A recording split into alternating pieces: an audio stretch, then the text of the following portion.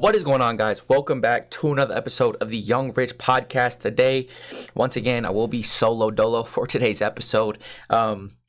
Seth is enjoying some quality family time on a vacation, currently at Disney World, so I'm hoping he's having a fun time. Been keeping in touch with him, obviously, of course, but I mean, listen, these last we'll say 72 hours last week of just sports media has just been absolutely insane. You know, a lot of things have happened. You got the Lauri Markkanen extension last week, which we will discuss early in today's episode. You know, you've got the CeeDee Lamb drama, which again we will touch in this episode. Brandon Aiyuk turning down a couple trade opportunities. So you know, just a lot of the Jets being the New York Jets again with the Hassan Reddick drama. But it's been a very eventful past couple of days and last week of sports. You have the NFL preseason, which we will discuss. A couple QBs who really caught my eye, who I feel like are really proving to themselves and to potentially being taking that next step as a quarterback. And then obviously the goods and the bads and all stuff. But I mean, it's just been a very eventful last week. Preseason's been very interesting to keep up in, watching my teams, the Las Vegas Raiders, which we will again discuss a little bit later because that is my squad. I mean, the USN men's national team, the 15-point comeback against Serbia, Steph Curry's statement, quarter 60 seconds in the gold medal match. So this has been a very eventful last week and a half. It's been very good. Olympics are finally starting to wind down.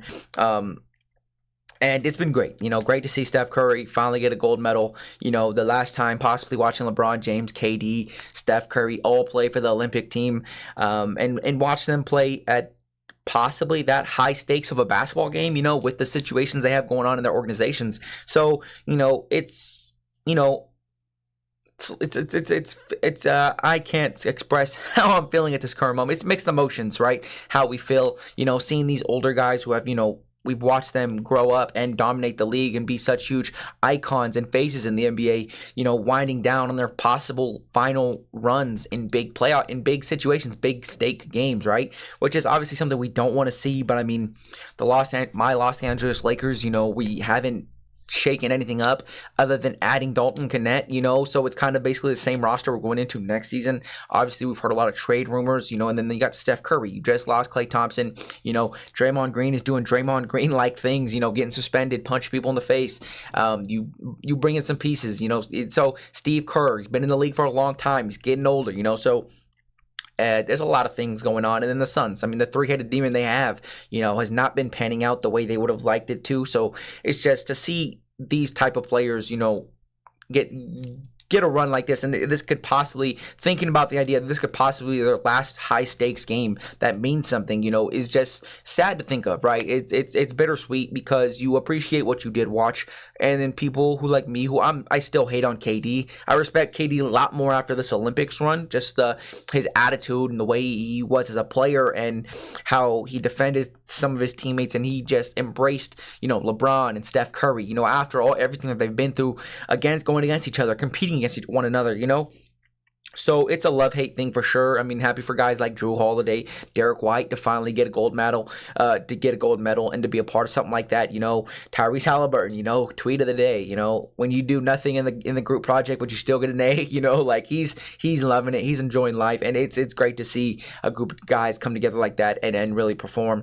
So, but first things first. I wanted to discuss the Lauri Markkanen extension, right? Because this is a huge thing. You were hearing people talk about 4-5 first-round picks for Lauri Markkanen in a trade piece to help catapult their team in the right direction, right? And then you look at, what teams? You had the Golden State Warriors, right? The Golden State Warriors, the Lakers are involved with everybody. There was a lot of teams, even OKC or Sacramento Kings, a lot of teams were out here really, they wanted Lauri Markkanen for his talent, for what he can do.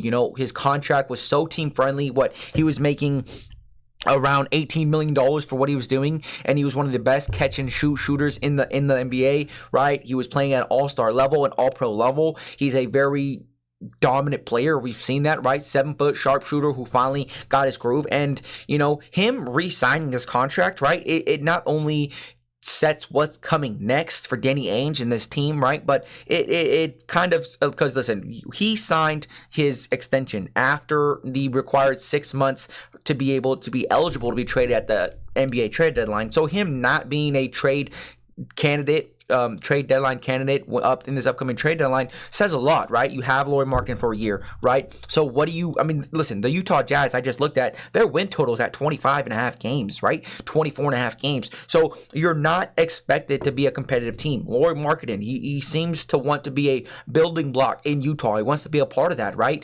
And so this, 5-year, $238 million extension. I'm not sure what that adds up to annually. I think somewhere around $40-something million.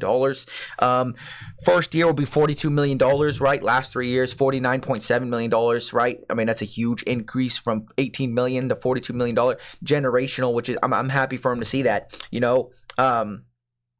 but this is great, right? This is great for him, great for his family. I mean, life-changing money, so I'm happy for him. He's earned it. He's deserved it, especially after his stint in Chicago and Cleveland, and, him not being that type of player and him finally finding form when he gets to the Utah Jazz and dominating, and now somebody that everybody wants on their team, So this answers the question of what is expected from the Utah Jazz. You have a lot of picks, right? You just drafted Cody Williams, right? You drafted Kyle Filipowski, right, who was supposed to be a first-round pick who fell, right, which I think was a great sleeper pick. If you can get him to hit that shot consistently, that three-point shot consistently, and add some floor spacing, be a Brook Lopez type guy, that's great for your team. You also got Isaiah Collier, another guy who fell, right? You're getting guys that have high ceilings, high risk, high reward, right? Because you're not sure how they're going to pan out. But Isaiah Collier, a guy who was projected to go in the lottery, before this upcoming season. He played at USC. USC was not very good. I watched that team. He was alongside Bronny James, and, that team was just god-awful. We were never competitive. So it was a tough situation for him. But I like what I've seen from both of those guys in the Summer League, and Cody Williams as well. J-Dub's brother, right? You still have Lauri Markkanen. You have John Collins, who played phenomenal as the center this year when Walker Kessler wasn't in that lineup, right? So you have a guy who, like John Collins, who finally starts to play good basketball, right? He was shooting that three-point shot. He was just being a great player for what his contract is and what you're paying him and what he was doing. He was phenomenal, right? Keontae George, again, he's starting to fall in. He's starting to turn into a great player in the NBA, a great PG. To start the year, he was dominating in the assist category. It kind of balanced out a little bit as the year went on, and it was up and down for a little bit. But at that second half of the season, he finally started getting a groove. This Utah team looked a lot more competitive. You still have Jordan Clarkson off the bench who can give you that, that spurts that you really need. And then you have Taylor Hendricks, who I really, really like, a great defensive wing who, hopefully you can see him get that three ball to start falling this offseason, right? But again, that's a great piece that, there's a lot of potential on this team. Very young team. You still have Walker Kessler, who took a down year this year compared to 2 years ago, right? Where he was a dominant center, right? So we're hoping we can get the best out of Walker Kessler going forward, right? And I just love this team, right? I really do. You have a lot of caps. You have some cap space, right? You have some bigger contracts that you could possibly move if you needed to, right? Like now you get in a discussion of now you want to win games. Now you don't want Lauri Markkanen's contract to go to waste, right? And I see Lauri Markkanen as a guy who's okay with 1 year, going through another year of, let's start winning some more games. Let's be more competitive, right? We still got to develop some of these young guys, but I'm going to be okay. I'm going to help this team get better. We're gonna grow as a team. We're gonna develop and just build that chemistry, right? Because now you do become in the conversations with a Zach LaVine, or some of these contracts that guys don't want to move off of, a Jeremy Grant or even an Anthony Simons, even, like there is. Maybe Anthony Simons wouldn't mesh well with the younger guards you have on this team, but, guys like that, Zach LaVine specifically, where you can get somebody with a bad contract because you have a lot of younger guys, you won't have to pay them a lot, right? You've seen them buy out Russell Westbrook twice, right? So, there's a lot of opportunity there, and for them to get a guy like Zach LaVine who can give you that scoring, that little extra scoring touch, make you a lot more a better competitive team. Again, this West is loaded, right? So saying they're going to jump from a 25 win team to a playoff team just because of Zach LaVine, I'm not saying that, right? You need a lot of things to go right, but it would definitely put them in the right direction. So now I'm hearing a lot of rumors about the Utah Jazz being active in trade talks, trying to build this roster around Lauri Markkanen and not let this extension go to waste, right? So I expect them to be active this year, when it comes to discussing trade talks, to getting in conversations. If one player is unhappy in a situation at the trade deadline, this could be a team that's going to come up and make the move, right? So again, I love this for Lauri Markkanen. I love this for the Utah Jazz, and I'm excited to see this team continue to grow and develop going forward, right? But then listen, now we're getting to the NFL football talk. The drama, right? It's been drama filled these the week and a half, last couple days especially. You got the New York Jets and the Hassan Reddick drama, right? I mean, listen, you trade for Hassan Reddick from the Philadelphia Eagles. He wants a contract extension from Philadelphia. Philadelphia says we can't pay you. We're investing in paying a lot of the guys, Devontae Smith, A.J. Brown. You got a lot of people on that D-line that's going to need to get paid in the future, right? So we decided to not pay you. We're going to trade you and let you go, right? And the New York Jets, typically when you see somebody trade for a player who's unhappy and wants a new contract, typically they have gotten in the works of, this is the number you want, this is the number we're going to get you, boom, right? And typically they get traded, and within that same week they get signed, they get their extension, they get that extra pay that they were looking for, that payday, right? And that was not the case, right? The Jets GM comes out here and says, or Jets president, says that he will be fined every day until he's not a part of team activities, because he has not been there at all this entire offseason, OTAs, minicamp, none of that stuff, right? You traded for him, and now it's gotten so bad that you're not working on contract extensions that now he wants to be traded again. And if this isn't the most New York Jets thing ever, I don't know what is, right? Because there's so much going on for this season for the New York Jets. Aaron Rodgers, his kind of career is on the line here, right? He doesn't have, we understand it's not the same Aaron Rodgers that we're going to be seeing going forward, right? But there is still some pressure on Aaron Rodgers to perform. Robert Saleh is on the hot seat, right? You can't have another year of 6 or 7 wins, right, with a great defense. You've got to put it together, and just all this drama that has been brought to the New York Jets is just, not good, right? And the fact that you traded for Hassan Reddick, an all-pro guy, right? He was a dominant player last year, but you traded for Hassan Reddick and you didn't work out a contract beforehand, right? Or you didn't have the idea of paying him. Now listen, and if sources are always up and down, it's always mixed emotions. You never truly know what's going on. But listen, if 9 out of 10 times you trade for a guy, that guy is going to get a contract extension if he's looking for a payday, right? And there's some cases where it's not always going to happen like that. The Houston Texans, right? They traded for Stephon Diggs. They want to get a veteran receiver around these young guys to help get them better, right? But you also canceled out the rest of his years on his contract, right? So now it's a 1-year prove-it deal, free agent year, right, for Stephon Diggs. So, there's different circumstances for everything. But Brian Burns, you get traded, he wants to get paid, he gets traded, he gets paid, right? Okay, so there is a lot of situations where as soon as you get traded, the contract is there. It's set in stone. They are already discussing it.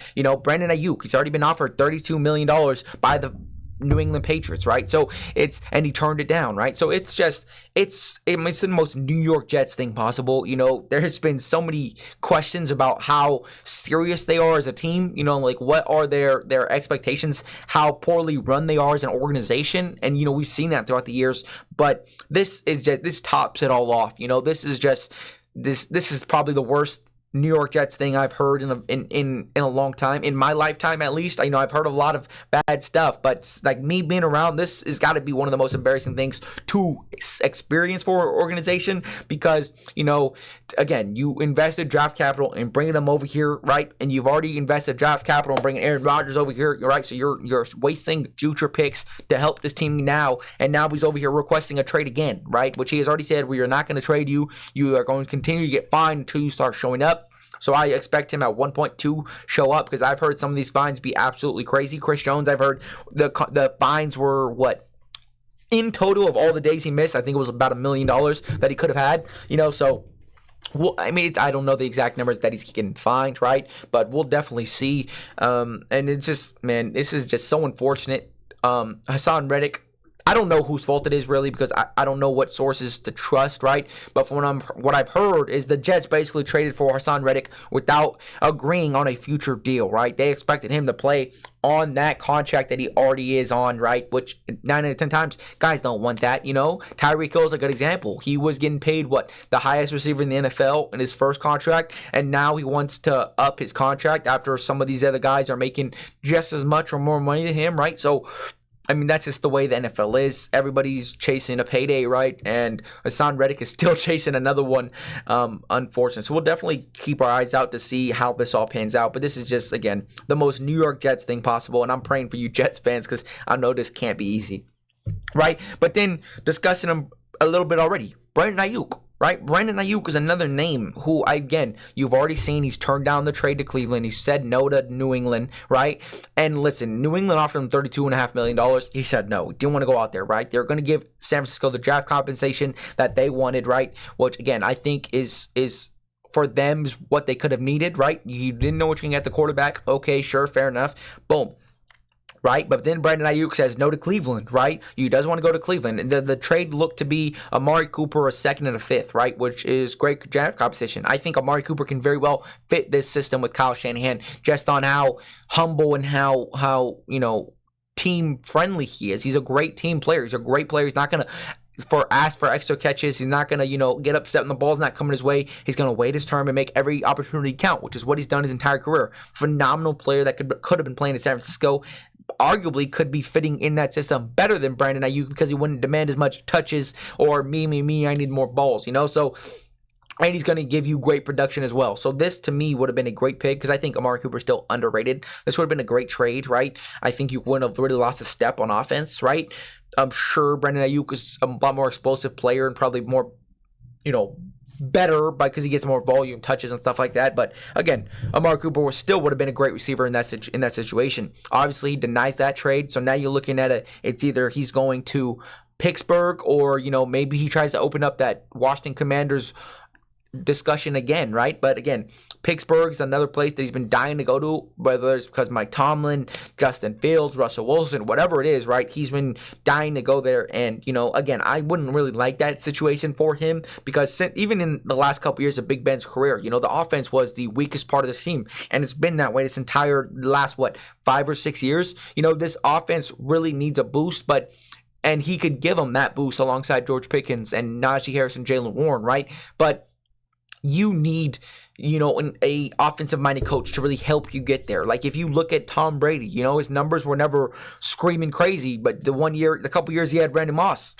MVP numbers, 16-0. Okay, and then the 1 year you had a offensive-minded coach who gave you lethal weapons with the Buccaneers, 2 5,000-yard seasons, right? You won a Super Bowl. You were one of the best offenses in the NFL, and you finally seen him use that arm that everyone was questioning his entire career. So situation matters, and when you want to be a great offensive player and you're going to go into a defensive-minded coach situation, there's a lot of question marks there, right?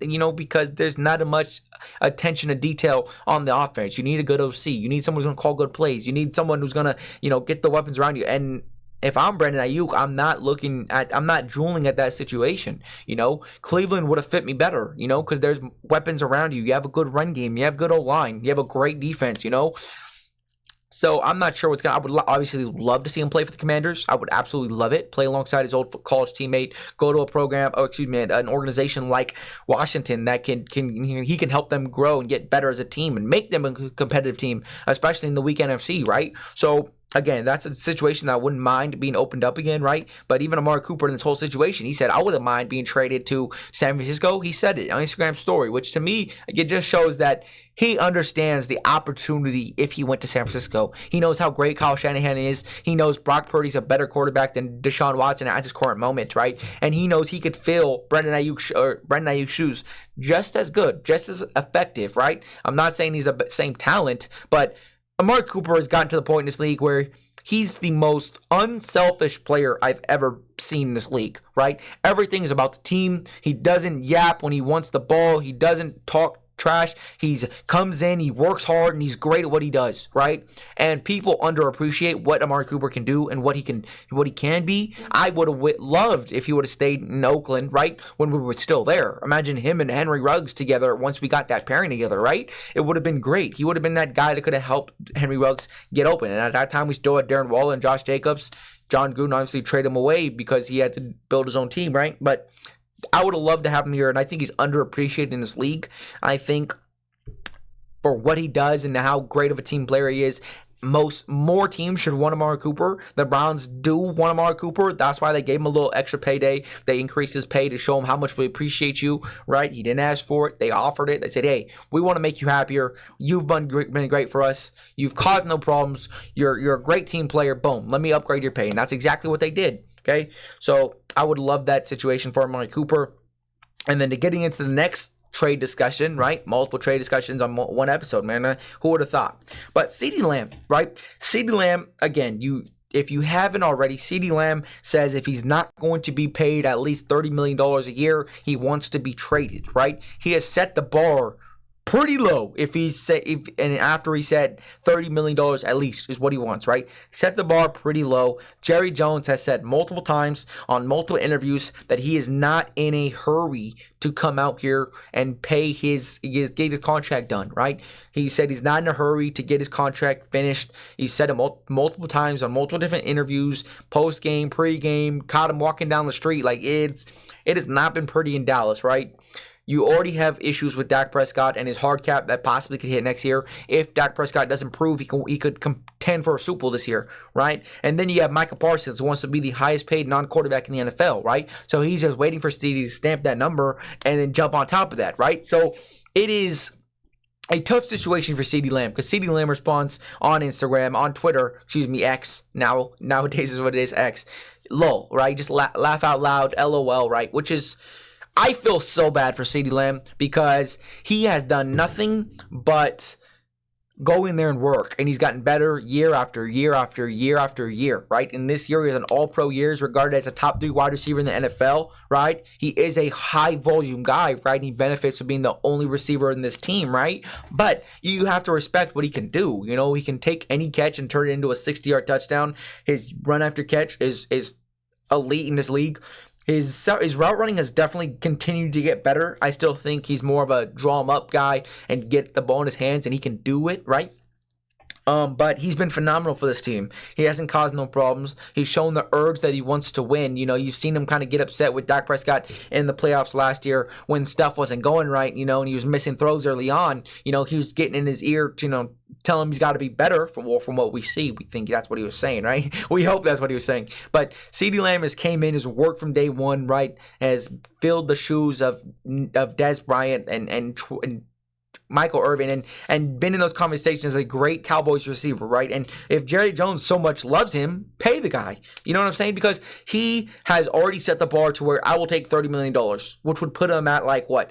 8th, 9th highest paid receiver in the NFL, which if you're getting CeeDee Lamb at a bargain like that, right? You know, it is just insane. Clearly, he hasn't caused too much drama because he says, if you don't want to pay me, trade me. It's been simple as that. He's not going back and forth. He's not arguing. He's not disrespecting the organization. You put the disrespect in CeeDee Lamb's mouth. Jerry Jones went out here and said, I'm not worried about paying you multiple times, which to me is just disrespectful. Flat right disrespectful, right? And you cannot go to a guy like CeeDee Lamb. He's caused no problems. He's been a great player. He's exceeded expectations. He's been better year after year, right? He was drafted as the 3rd best receiver in his class, right? And he's outperformed everybody else. I think the only first-round receiver taken in that year that is still performing and still elite, okay? So there is just a whole lot of frustration from CeeDee Lamb, and I understand it. I get it. You know, I typically don't like players being divas or drama queens, any of that stuff, because they do, for the most part, they will get paid eventually, right? As much as it happens. But in his situation, there's nobody else on this team that can do what I do, right? He is the only receiver you have on this receiving core. Literally the only receiver, right? You had to bring back Zeke because you didn't have a running back on this team, right? So you brought Zeke back on a little minimum, right? You're not paying anybody else. Dak Prescott's about to be a free agent. You know, you're not going to extend him. You haven't extended him, right? And you're going in the direction where you're not going to pay him. So now there's money sitting there to pay him. And it's just, it's so unfortunate for CeeDee because Jerry Jones has been all about this. You know, he has made it clear that his issues, his focus on this team is to make sure the Dallas Cowboys are the most well-known, most profitable team in the NFL, right? He cares more about views and our name being in the talk of things in the face of the NFL than winning Super Bowls. He has made that clear this offseason with interviews and words that he said and, you know, quotes that he's made, right? So CeeDee Lamb is just in a tough situation. I expect him to get paid, right? Because you can't just let a talent like that walk away. But knowing Jerry Jones, you know, it's just it would suck. It would suck to see a guy like CeeDee Lamb not get paid, not get, you know, appreciated. I mean, listen, Justin Jefferson did it. right? So CeeDee Lamb can look at Justin Jefferson as the way to go, but Justin Jefferson also did get hurt that year, right? He missed a couple games, 6 games I think he missed. So there is a lot to look at if you're CeeDee Lamb. Obviously one bad injury away from that financial security being gone, right? Which I get, that's what you're seeking. You put your body on the line here for multiple years. You were regarded as the top 3 wide receiver in the league this year, 1,700 yards, the most first in receptions. It's just dominant this year. So it would be unfortunate if he doesn't get paid, paid. But again, I don't know I hope he doesn't get, I would love to see him go out of Dallas so Dallas can be worse, right? Don't get me wrong. I hate the Cowboys, but for CeeDee Lamb's case, he doesn't want to be that guy. He has shown that he wants to be a long-term receiver for a franchise. He doesn't want to be a guy that goes from team to team, right? And he's expressed that, and just the passion he shows for this team and him wanting to be here, him setting the market at $30 million and not trying to be the highest paid receiver, means a lot. So Jerry Jones needs to get his shit together and start acting right, because at this point, this is just beyond ridiculous. But one QB I did want to discuss today and give him a lot of praise and show him a little bit more love is Daniel Jones, right? And I know a lot of people are thinking Daniel Jones is awful. 2 major injuries, We've seen what he did last year. Most sacks in the NFL, or top 3 in sacks in the NFL, was not very good. That one year they won a playoff game, it was Saquon Barkley leading the offense, right? 18 touchdowns, 8 interceptions or something like that. 2,500 passing yards, was not very good. He could run a little bit, but that was it. Not worth $40 million, right? And then you sit here and you really compare him to other teams, right? Justin Fields could never sniff the playoffs in Chicago. Kenny Pickett he lost his job before it got to the playoffs in Pittsburgh. CJ Stroud was one of one. I'm going to give him credit. He was beyond his years. Justin Herbert, again, he made the one playoff game. He lost a playoff game. Daniel Jones won a playoff game. So, there's I don't know. In the last 2 years, him and Dak Prescott have won the same amount of playoff games. So when I get it, different type of QBs, but when you look at it, right? What we have to understand about Daniel Jones, because he gets a lot of criticism from me, right? From a lot of other players in the NFL, right? But he has had nobody to throw the ball to, This past year, you drafted Jalen Hyatt. Didn't really do much this year. You had Darren Waller, who once we traded him to the Giants, absolutely fell off a cliff. He retired this year, was going on. A lot of other outside noise was really bothering him, right? Going through a divorce and a lot of other things, okay? But Sterling Shepard could never stay healthy. You can get 6 or 5 games out of him. Isaiah Hodgins was your best receiver in that playoff run, right? And he was undrafted guy or 6th-round pick from Buffalo, got cut, right? Wan'Dale Robinson is not panned out. You have a lot of guys who have not panned out for this team. And now you have 2 good pickups. You drafted Malik Neighbors, which again, I think you hit on this one. 17 for 18 on passes thrown in Malik Neighbors' way against his padded practice against the Detroit Lions, who just upgraded their secondary. You still got Brian Branch out there. You just got Terrion Arnold, right? You've got some pieces out there. So that, to go out there and dominate like that, and that's what Malik Neighbors has dominated this entire offseason. He's been the talk of everything. He's been absolutely lighting shit up, right? And some people are regarding him as the best rookie receiver through this offseason. Like that, they're expecting him to be the best rookie receiver this year, Because I agree, if Marvin Harrison Jr. was doing what Malik Neighbors was doing, you'd hear a lot about it. And I get it. Smaller market team, big market team, New York, Arizona, 2 different, football, sports, media, to not enough eyes in Arizona, right? But again, he has been absolutely phenomenal. And now that Daniel Jones has had a weapon, you've heard good things coming out of training camp. You've seen Daniel Jones, start to show a little something. Start to show like he's happy out here. He's showing. He's getting into fights. He's ready to brawl. And I love it for Daniel Jones because he is. I feel so bad for people who try to write off quarterbacks after you've never given him any sort of wide receiver help. Bryce Young. Everybody's shaking off Bryce Young because he's too small. He had the worst receiving core in the NFL last year, one of the worst O-lines, and he still was making some beautiful throws last year, right? Second half of the season, he started to figure some more things out, right? But people were already writing him off, and he was in the worst possible situation in the NFL. Daniel Jones is other than Sam Howell. Sam Howell lost his job, right? And he had too many interceptions. Sure, great. But he also he was sacked the most times in the NFL. right?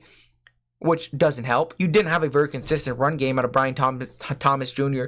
and Antonio Gibson, right? Your defense wasn't any better, right? But you also had moments where you had 2 games against the Philadelphia Eagles, both games where you threw for 400 yards, 4 touchdowns, and you put them to the wire in both of those games, So when people write off these guys for poor situations and, things like that, it's just unfortunate. And Daniel Jones has been one of those guys. He's been disrespected because of a poor situation, and now you put a legit wide receiver in his hands, right? I know you understand you lost Saquon Barkley, but you put a legit wide receiver in your hands. You try to rebuild the offensive line as best you can in one offseason, right? So I like what Daniel Jones has going forward, and I think he has something to prove. And I think you're going to see a more competitive team, especially with the Dallas Cowboys. Kind of, you don't know what to expect this year. It seems to be like a down year, like a fallout year for everybody in Dallas. Nobody seems to be fucking happy over there, Jerry Jones being Jerry Jones because he's just printing dollar signs. So I just wanted to show some love to him. Hopefully we see some more from Jalen Hyatt this year. Wan'Dale Robinson comes through, you just drafted a tight end out of Penn State who I really, really do like. I don't remember his name, but you got him in the 4th round. I love that addition for you guys. I think he's a great tight end, and tight ends typically hit. They show some sort of success, especially tight ends drafted in the 4th, 3rd round. Tight ends for the most part, typically you get some production from them. Elite production, that's up in the air, but you kind of can hit on those 4th round, 3rd round tight ends, right? And so I hope for Daniel Jones' case he can hit. And I like this way this defense is going. You lost Xavier McKinney, sure. You drafted another cornerback to try to replace some secondary depth. You got Brian Burns, Dexter Lawrence. You still got Thibodeau, so you've got some pieces. You signed Frank Louvu from Carolina. So this defense has some potential for sure. So I'm excited for Daniel Jones. I hope he could, change the narrative around his name and be more competitive this year and show people that now that I got a weapon, I look pretty good, But now, what everybody's been waiting for, what everybody's been talked about on all social media, the NFL preseason, right? And the preseason, listen, it has been great to watch. Obviously, we can't overreact to the preseason, right? We can't, because Kenny Pickett looked like a Pro Bowl quarterback through the preseason his first couple years in Pittsburgh, and then we seen him play, and it was clearly not the same, right? But this is going to be NFL preseason non-overreactions, right? Non-overreactions. This is no overreactions. This is no projecting. This is based on what I see and what's going to happen. This is what I think is going to happen, okay? Sam Darnold and JJ McCarthy, right? You talk about Sam Darnold, again, USC guy, fight on. I finally think this is a great situation for him to go out here and possibly win the starting job, if I'm being completely honest with you. You've seen him have a drive. He made some brilliant throws without Justin Jefferson, right? Without TJ Hawkinson, without Aaron Jones. He went out there, he looked very good, and I liked what I seen from him, right? And I think this is a guy, you have an offensive-minded coach, you have one of the best receivers in football, you have a great running back it was very versatile, right? You have one of the best tight ends in TJ Hawkinson. Your defense has been getting better. You drafted Dallas Turner, so I love this for them. I love this for Sam Darnold. I hope he can excel and finally see some flashes of why he was the first quarterback taken that year, or the second quarterback taken, excuse me.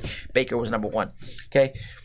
But JJ McCarthy, again, he threw an early interception. He had a couple good throws, right? But he is another guy who you look at him and he needs everything to go right for him to succeed. What made him look good in that preseason game? Because he started off his first drive with a pick. Jack Jones, ball hawk. Been dogged this whole offseason. Jack Jones is coming, let me tell y'all, okay? But JJ McCarthy struggled early on, had to pay a couple bad throws, but you know what really got him going, what really got him settled in was the run game. They ran for a 42-yard touchdown, right? Come out, run the ball some more, good carries, boom, play action, and then everything else opened up for him. So JJ McCarthy is a guy that you've seen it in Michigan. You just need everything to go right for JJ McCarthy to work it out. And I think it'll benefit from having Justin Jefferson, right? And TJ Hawkinson, right? But I do think that he's one of those guys you need everything to go right for him to go right. And I think the drafting JJ McCarthy, they knew that. That's why they're trying to make sure the offense stays great. Justin Jefferson, TJ Hawkinson, right? Jordan Addison, right?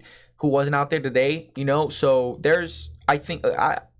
they're going in the right direction, right? Focusing on the offense. You're trying to build the defense as best you can, but you're focusing on the offense so that way JJ McCarthy can get, if it's his time comes, But we also seen Sam Darnold look absolutely nice in OTAs and minicamp. He's been making some absolutely amazing throws. Justin Jefferson's been clearly happy, right?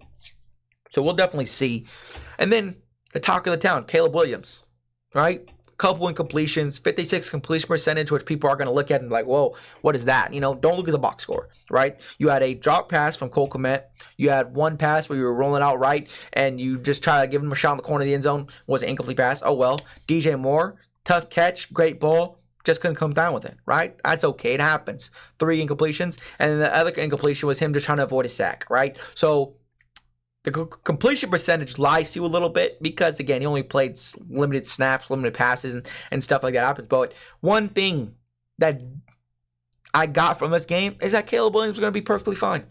He's going to be an elite quarterback of the future of the NFL. He's going to be absolutely phenomenal, right? Because what I seen when I seen him play against the starting defense in Buffalo, right, was he was sitting in the pocket. He was throwing on time. He only got out of the pocket when he absolutely needed to. And he just, again, his arm talent is one of one. Is one of two. Like, him and Mahomes, the arm talent on them are just different. And he just is different. And you've seen a couple throws he made just be different. Now, there was one pass that was almost intercepted. He just shouldn't have threw it. And I think it was kind of trying to be a throwaway, but he just threw it too short, right? Underthrew it a little bit. So that happens. But there's going to be some growing pains, of course. Everybody has them, okay? But Caleb Williams is going to be absolutely phenomenal in this league. You just got too good of talents around him. And his ability to use his legs when he really needs to, setting up the run, using the run, allowing play action, allowing him to get outside the pocket, which he just looks so comfortable doing, throwing on the run, being able to go out there and extend plays with his legs, finding someone to get open. Specifically, that throw to Cole Kmet on a little bootleg, right, which was absolutely phenomenal. And I think this just proved Caleb Williams is going to be an absolute dog. Josh Allen didn't miss a beat, still looked like an elite quarterback, right? Then we get into Jaden Daniels, JD5, right? Again, another great opening couple drives. Cliff Kingsbury and him are going to have a great time in Washington, let me tell you. Okay, these are my 2 favorite quarterbacks in the draft this year, was Jaden Daniels and Caleb Williams. Jaden Daniels, I still think is going to be Rookie of the Year because he's most pro-ready, I would say, sitting in the pocket, knows when to use his legs, right? But this team is just going to be so fucking scary. You're right. You have Jahan Dotson, who I still think needs a consistent quarterback around him, a consistent system. Terry McLaurin is one of the most underappreciated receivers in football. Still one of my favorite guys to this day, right? You got Austin Eckler, a great 3-down running back, right, who can really do it a little bit of all. You have a great OC. The O-line problems will be helped from adding to the O-line and also Jaden Daniels' ability to use his feet, right? But Cliff Kingsbury, just going to have so much fun playing with this guy. You've seen what he did with Kyler Murray, right? And Jaden Daniels, longer, bigger, stronger arm, better in the pocket, doesn't have that, so much improvising in his game like Kyler Murray does. So I think it's a match made in heaven. You have great receivers alongside you. You have a good running back. So I love this for Jaden Daniels, and you just seen it. The read option, it's just so hard to stop. What are you going to do? It's just play perfectly. You bid on the run, and these two are just going to have fun terrorizing the league. They're going to be 2 fun quarterbacks to watch. And I'm telling you right now, these guys are going to be excellent ball players. They're going to be in the NFL for a very long time. And I don't say that often, right? But I absolutely love this quarterback class. And I've never felt this way about any other quarterback class, right? Situation does matter. And Cliff Kingsbury going to Washington Commanders means a lot, okay? Caleb Williams going into a system with 3 potential Pro Bowl players on offense, Keenan Allen, DJ Moore, and then Rome Odunze possibly, but Cole Kmet is like the day one now possible Pro Bowler. He's an elite young tight end. But then you still have Rome Odunze, DeAndre Swift, who went for 1,200 yards, and a team that didn't want to give him the ball enough, right? And now you see the Bears already using his ability to catch the ball to backfield. I absolutely love this team. I'm excited to see these guys bowl. Okay, the New England Patriots. It's where it gets really interesting because you've seen Jacoby Brissett come out 0 for 3, 3 and out, yada yada yada. Not worried about watching him, but Drake May comes into the game, right? And Drake May comes out here and runs the ball 4 times and 2 screen passes, right? And 2 screen passes and a check down. And this is just so unfortunate because you wanted to see Drake May do more, right? He handed the ball off, screenplay, handed the ball off, screenplay, penalty.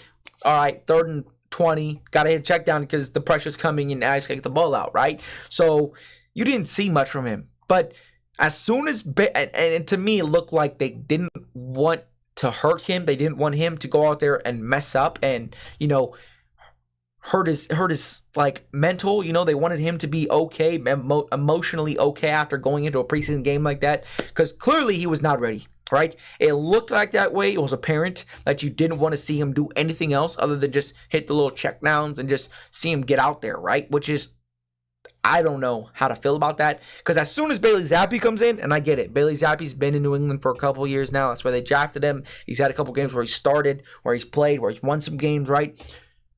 But it's a different offense, right? It's a different offense, and the receivers are basically the same, right? And then you go out there and you see him go out there and just rip the ball. Bailey Zappi looked phenomenal in this preseason game.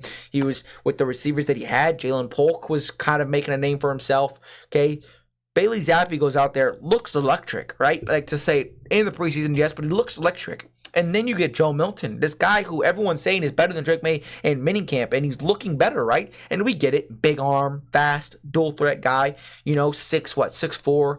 He looks amazing. He's gonna be a guy in practice where you just go, wow, he looks very talented. You see it. It wows you when you watch him play, when you watch him throw the ball. But then Joe Milton gets out there. Couple scrambles, couple big runs using his feet, couple big throws, right? Couple drop passes by the receivers where he went out there, sat in the pocket, delivered a dart, and then his receivers are just poor out there, right? So it didn't come down with it. But this is seriously an issue for me because I sit here and I question the ability. What is wrong with Drake May?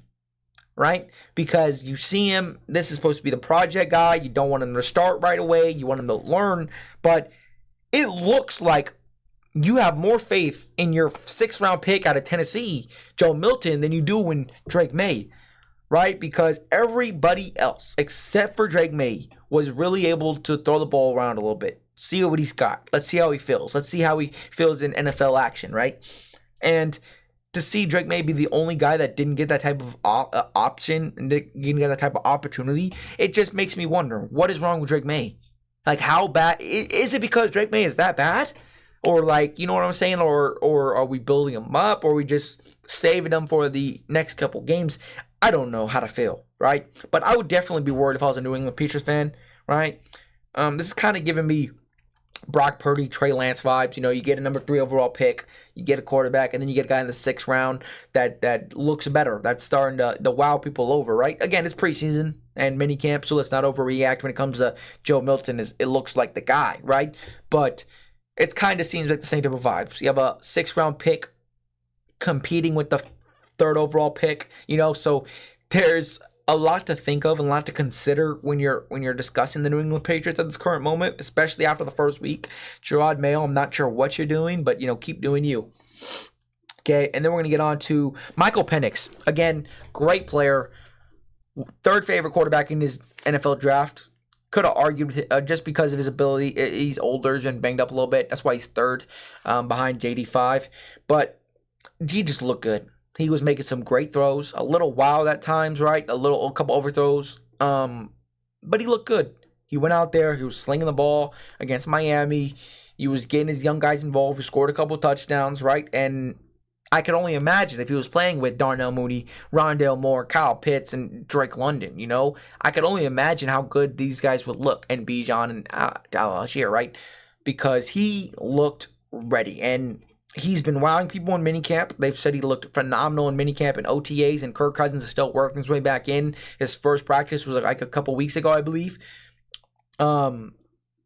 So there's a lot of questions going on. I would say Kirk Cousins definitely pressured a little bit to come out and improve and show why he's worth the money I was paid. Maybe make one early on. He comes out. Kirk Cousins has to prove a point, be a little bit more aggressive, a little bit more gunslinger. Like, I'm worth $40 million. Let me show you what I got, So it's definitely something to keep an eye on because Michael Penix looked darn good. And again, preseason, I get it, but I don't know. Some QBs just look at them and they just look like they're comfortable, like they know what they're doing, and you got that from some of them. and then from some of them you didn't. So it's something to keep an eye on. I personally loved what I saw from Michael Penix. Great step in the right direction from going forward. And then you talk about Bo Nix, which is we got the most laughable quarterback controversy in the NFL, which is Bo Nix, Zach Wilson, and Jarrett Stidham, right? Jarrett Stidham looked like Jarrett Stidham. Zach Wilson, again, preseason, I'm not convinced. I think if there is a coach who can get the most out of Zach Wilson, it's Sean Payton. I have confidence he can mold a player out of that guy right there. But the real story is Bo Nix. Bo Nix had a couple scoring drives. I believe he scored on 4 drives out of 6. The 2 drives that he didn't score on were both turnovers, both fumbles, actually. So, that happens, of course. But I did, Bo Nix looked like Bo Nix. He's getting the ball out on time, quick game, a lot of quick game, just getting the ball out, letting his athletes make plays. The typical Sean Payton style offense, right? You're limited on weapons for sure. So, that's questionable. We'll see how that goes. But Bo Nix didn't wow me. He looked like he filled the role. He looked like the guy that we all expected him to be, which was a floor raiser, but his ceiling is lower. You know what I'm saying? He's going to give you more day one than some of these other QBs, but his ceiling to get better and be better is not as high as some of these other guys. You're limited on what you get from Bo Nix, which is not bad, terrible, because some QBs can succeed like that, with good teams around him. And then Sam Howell is the last name I want to discuss from preseason before we wrap up this video. But Sam Howell is a guy who I have confidence in him. Obviously, the Commanders, you had the second overall pick, so you couldn't pass up on Jaden Daniels, right? You can't. That would just been you would have been a choke show, laughing stock of an organization, okay? More than what you already are, right? Because you are a little bit, right? But, it's go Commanders, because I want to see all teams succeed.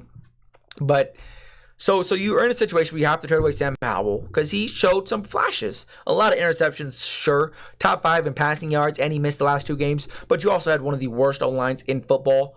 He was most in sacks last year, right? So, again, being a pocket guy, not very mobile, right? You've seen him use his legs in his preseason game, right? But not very mobile. And now you get in a situation in Seattle. You're behind Geno Smith, right? Again, a guy who's supposed to be a bridge quarterback to the future, right? And I'm liking I like the potential here, right? Geno Smith has played great football for 2 years for what Geno Smith is, and I love Geno Smith. I do. I love supporting him. I love him as a football player and what he's done in the later years of his career. Got his payday. We understood this is going to be a bridge guy. He's going to bridge the new QB into the future, right? And I think Sam Howell can be that guy. Now, you go into a system like Seattle, you learn behind Geno Smith, who does good job taking care of the ball, limited for sure, game manager like QB, but Sam Howell's a gunslinger, right? He just needs to tune down that aggressiveness, right? Which some of it has to do with poor O-line, right? Sure. Now you don't see him running for his life in Seattle in the preseason game, and he looked pretty darn good, right? And again, he's had moments. He's had games where he can just take over and go out there and go absolutely insane, right?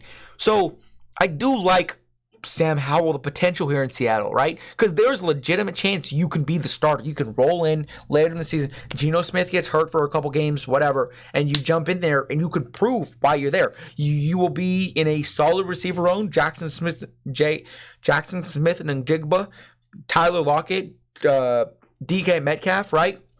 So the O-line's better than what you had in Washington, right? You have a good defense.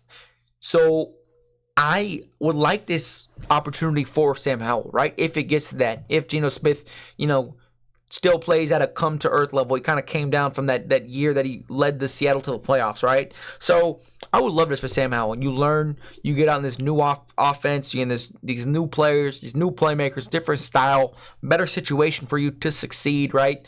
And there's a sneaky chance Sam Howell comes out here and Geno Smith, for whatever reason, gets hurt, and Sam Howell wins the show. Like, he has the arm talent to do so.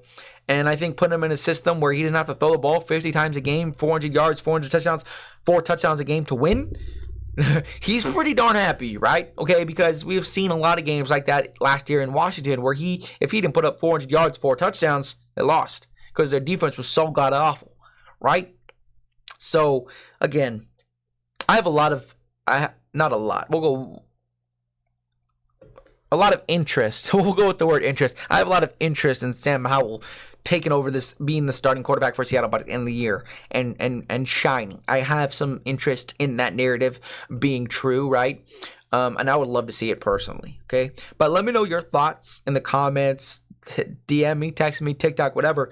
Let me know your thoughts on who was your favorite QB to watch in the NFL preseason, who you thought performed well, who you thought underperformed or looked like somebody we should worry about in the future, right? And where would you like Brandon Aiyuk to go? Because me personally, again, you've already heard me. I'd love to see him go to the Patriots, but he's already turned that option down. So we'll definitely see how that goes. But with that being said, if you watch this on YouTube, make sure you like, comment, turn on post notifications, and subscribe to the channel. And if you watch this on Apple Podcasts, Spotify, iHeartRadio, however you watch your podcast, make sure to like, to follow the show, give it a 5-star rating as it improves the show. Thank you for watching. And if you like this content, make sure to tell a friend, to tell a friend, to tell a friend. We out.